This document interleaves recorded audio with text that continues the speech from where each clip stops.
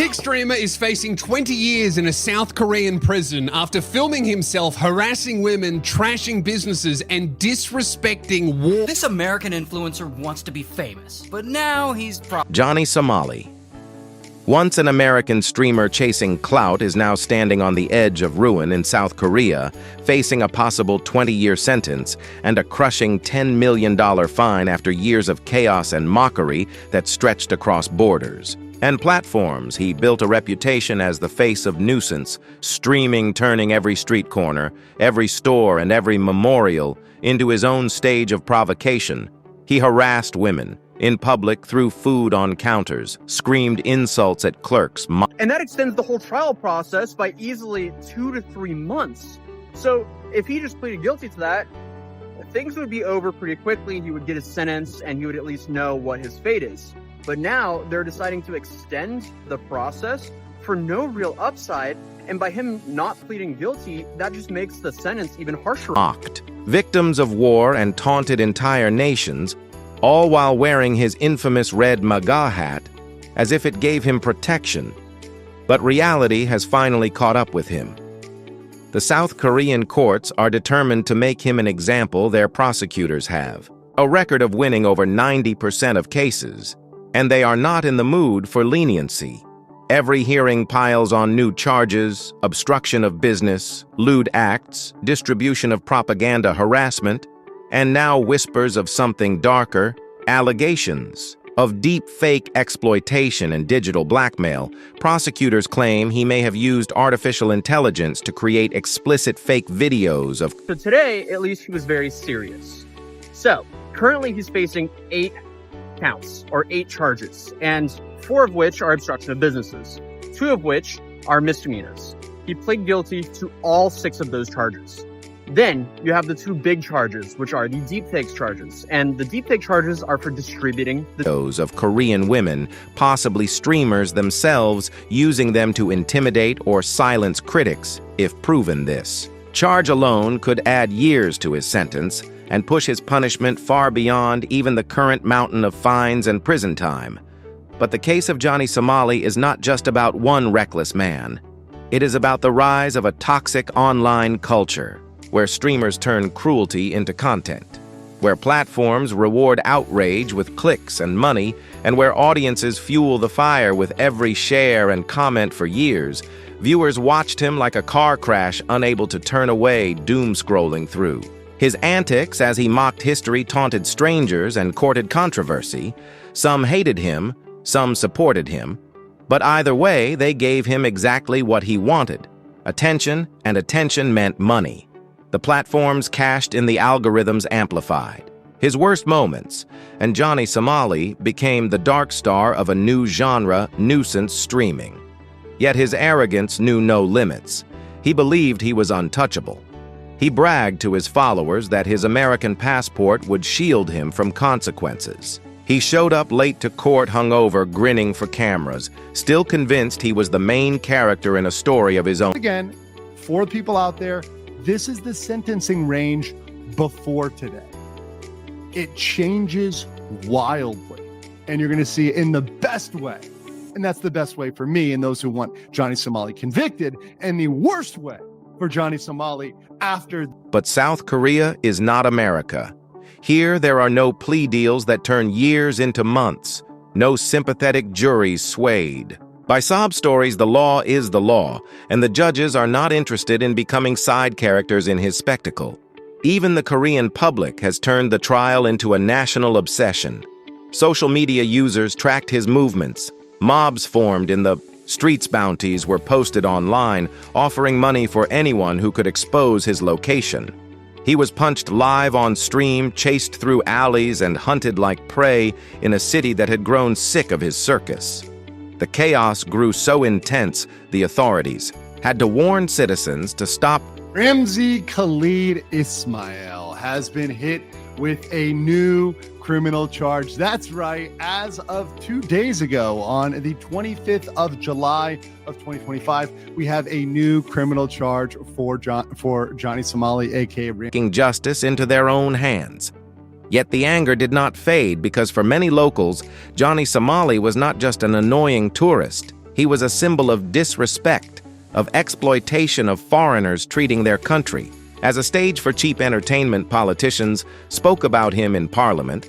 Laws were drafted to stop copycats, and the world watched as South Korea drew a hard line against digital anarchy. His saga is now more than a personal downfall. It is a test case for the future of streaming culture.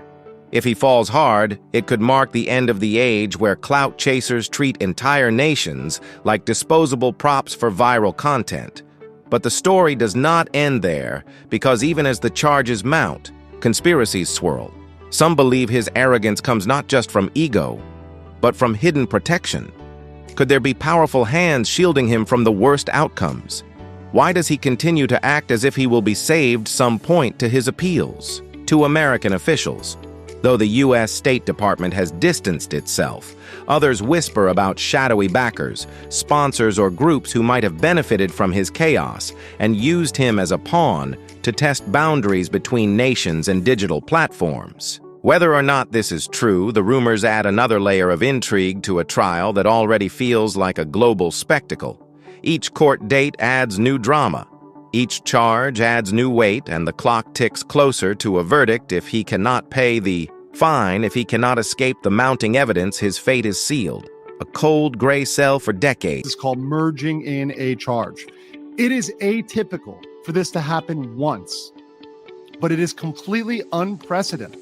From the people I've talked to, lawyers, others in this process, to see this many merged into the case, which really means they are hitting him and with needles and needles and needles. Cell for decades, maybe life behind bars for a man who thought he could turn the world into his own reality. Show the irony is brutal, the same internet that built him. Up is now documenting his collapse. Every headline, every video, every meme ensures that even if he disappears into prison, his story will echo as a cautionary tale for years to come. The fall of Johnny Somali is more than entertainment. It is a mirror, held up to the culture of digital fame. The platforms that enabled him, the audiences that rewarded him, and the dangerous cycle that turns cruelty into profit. And as his trial continues, the question lingers: is this truly the end of digital chaos, or just the beginning of something even darker? Stay tuned, because We have a trend that I called out in the beginning, and I said this would happen, and exactly as I predicted, we are seeing new charges added right before each court date. Every single... this story is not over. Yet Johnny Somali, once seen as a small-time American clout chaser, has now become the centerpiece of an international scandal. His reckless journey from anonymous live streamer to notorious global headline tells the story of how online platforms reward outrage and how one man pushed that system until it finally consumed him. His saga begins years ago when he discovered that provoking strangers on camera could bring instant views. He turned disrespect into a formula. So we just got out of Johnny Somali's third court day here in the beautiful yet rainy Seoul, South Korea. And it's safe to say, last time things went terrible for him. Today things went awful, and honestly kind of embarrassing, because a lot of the stuff they did not make sense whatsoever. Clearly, he was way more locked in. He realized how much he screwed up now, it seems like, and he's realizing, uh-oh, I might be stuck in prison. Taunting commuters in Japan, mocking the memory of Hiroshima and Nagasaki, pouring noodles onto store counters in Korea, screaming at clerks and mocking sacred sites, all of it recorded. All of it streamed, and all of it calculated to make audiences react, love him or hate him. The attention flowed, and so did the money. But what Johnny Somali did not understand is that in the age of digital fame, every action leaves a footprint, and every footprint can lead to consequences. Now in South Korea, he faces a $10 million fine and up to 20 years in prison. Prosecutors are determined to crush not only his career, but the very model of Nuisance streaming itself. Their message is simple: treat our country like a playground for your content, and you will pay with your freedom. The trial is historic, not just for its severity, but for what it represents: a turning point in the relationship between governments and streamers. For years, content creators believed they could do anything on foreign soil and escape with only clicks and controversy. But South Korea is saying no more. This case has become a precedent.